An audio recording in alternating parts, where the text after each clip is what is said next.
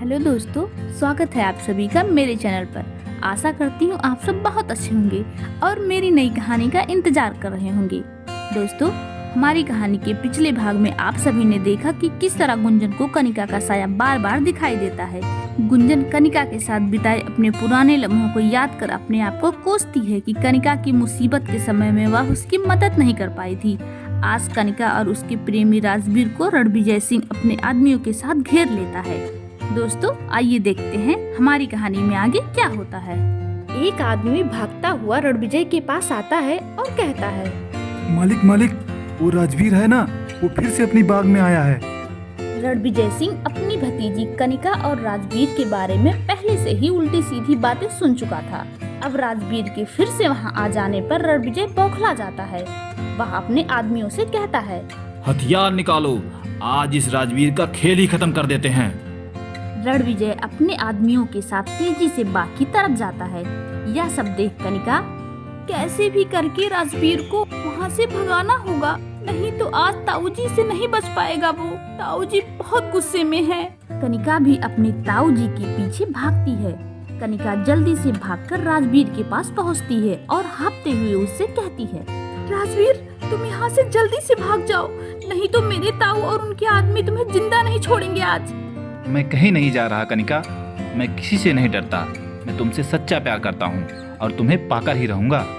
कनिका के लाख समझाने पर भी राजवीर नहीं मानता, तो मजबूरन कनिका को भी राजवीर के साथ भागना पड़ता है।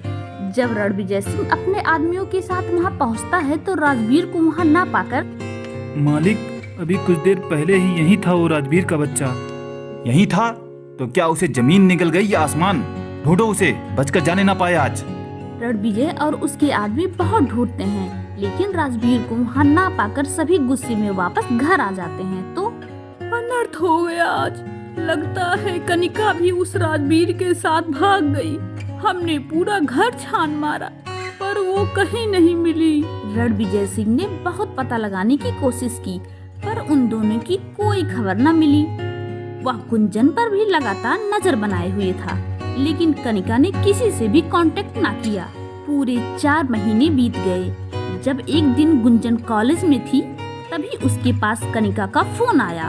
फोन उठाते ही, गुंजन, तू कुछ मत बोल, बस जो मैं कह रही हूँ उसे ध्यान से सुन। उस दिन कंडीशन ही ऐसी आ गई थी कि राजवीर की जान बचाने के चक्कर में मुझे उसके साथ भागने का फैसला लेना पड़ा, वरना वह ताऊ के आदमियों द्वारा मारा जाता। पर कनिका, तू है कहाँ और किस हाल में है? मैं जहाँ भी हूँ ठीक हूँ। बस तू मेरी माँ को किसी तरह यह संदेश पहुँचा देना कि मैंने राजवीर से शादी कर ली है। इतना बोलकर कनिका ने फोन काट दिया।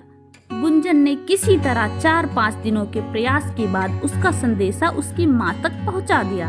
कनिका के ताऊ रणविजय सिंह बहुत जिद्दी आदमी थे। वो राजवीर से बदला लेने के लिए लगातार उसे ढूंढ रहे थे।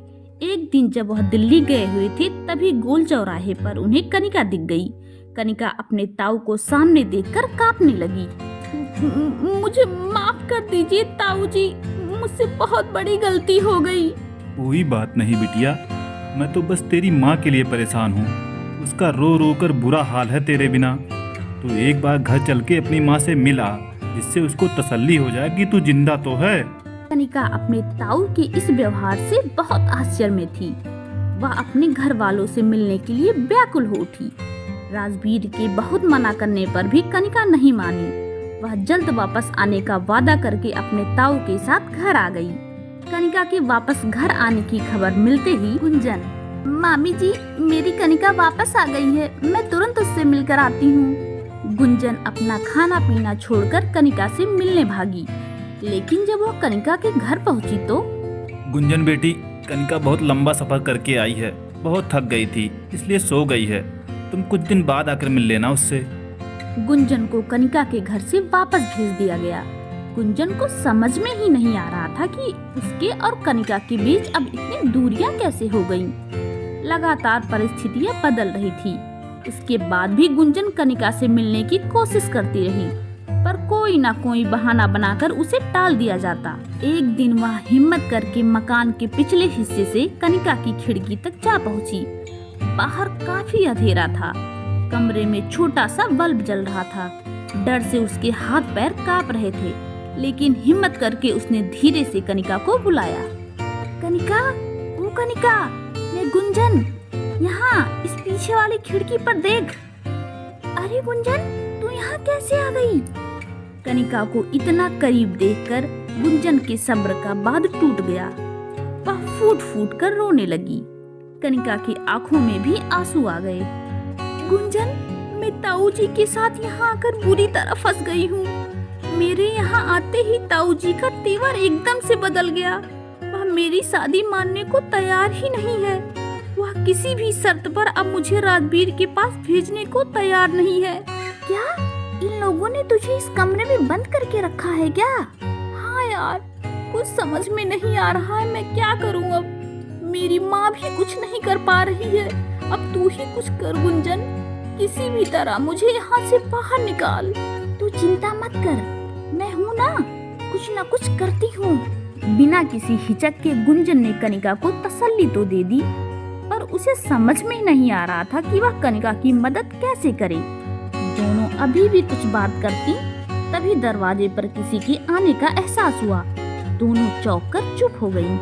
कनिका, मैं अभी जा रही हूँ, मौका देखकर फिर आऊंगी। उस रात गुंजन सो न पाई। वह लगातार अपने कमरे में टहलती रही कि किस तरह कनिका को उसके ताऊ के चंगुल से छुड़ाया जाए।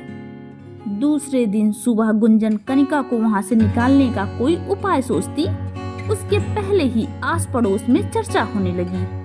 अरे वो बड़ी हवेली वाली कनिका है ना, फिर से भाग गई हवेली छोड़कर। हाँ, मैंने भी सुना है, वो कल रात में ही भाग गई। समझ में नहीं आ रहा है कि इतने कड़े पहरे के बावजूद कनिका भाग कैसे गई। देखते ही देखते 2 हफ्ता गुजर गया। एक दिन राजवीर कनिका को खोजते हुए वहां आ पहुंचा। तब एक नई बात सामने आई कि कनिका तो राजवीर के पास पहुंची ही नहीं। तो आखिर कनिका गई कहाँ? जब से कनिका यहाँ आई है उसका फोन नहीं लग रहा था, इसलिए मैं उसे खोजते यहाँ चला आया। यह तो सबको पता है कि उसे घर छोड़कर भागने की आदत थी। ना जाने कब वह रात में चुपके से तुम्हारे पास निकल गई। अब तो तुम्हारी जिम्मेदारी है उसे खोजने की। मुझसे जो मदद बन पड़ेगी मैं कर दूंगा। राजवीर ने पुलिस में भी कंप्लेन की, मगर कनिका का कहीं पता न चला। इस घटना को बीते 1 महीने ही हुआ था कि एक दिन रणविजय सिंह के पास पुलिस का फोन आता है। ठाकुर साहब, यहाँ सड़क के किनारे एक लड़की की डेड बॉडी मिली है जो आपकी भतीजी के होलिये से मिलती जुलती है। आप एक बार यहाँ आ जाओ। जब सभी लोग वहाँ गए तो देखा कि लड़की का चेहरा एकदम छत बिछत था। हाँ, कदकाठी कनिका से मिलजुल रही थी। तभी गुंजन की नजर लड़की की अंगूठी पर गई। अरे, यह अंगूठी तो मैंने ही कनिका को गिफ्ट की थी। इसका मतलब यह मेरी सहेली। गुंजन रोते रोते जमीन पर गिरकर बेहोश हो गई। आनन फानन में उस लाश का अंतिम संस्कार कर दिया गया। गुंजन अपने कमरे में कनिका की याद में सिसक सिसक कर रोने लगी। तभी श्याम वहाँ आ गया। दीदी, शादी को बस 1 हफ्ते बचे हैं और आप हो कि अपनी फ्रेंड की याद से बाहर ही नहीं निकल पा रही हो। चलो ना, मेरे लिए कुछ शॉपिंग कराते हैं। श्याम गुंजन को लेकर शॉपिंग के लिए निकला ही था कि तभी अचानक से उसकी कार के सामने एक लड़की आ जाती है, जो कोई और नहीं कनिका ही थी। कनिका को देखकर दोनों हैरान रह जाते हैं। कनिका, तुम जिंदा हो? हाँ गुंजन, मैं कब से तुम्हारा पीछा कर रही हूँ, लेकिन राजवीर और मेरे ताऊ के आदमी हर जगह है। चलो कहीं और बैठकर सारी बात बताती हूँ। कनिका गुंजन और श्याम को लेकर एक सुनसान जगह पर जाती है, जहाँ उनको सारी आप बीती बताती है। जिस रात तुम मुझसे मिलने आई थी, उसी रात राजवीर भी मेरे घर आया और मेरे ताऊ जी के साथ बैठकर ठहाके लगाने लगा।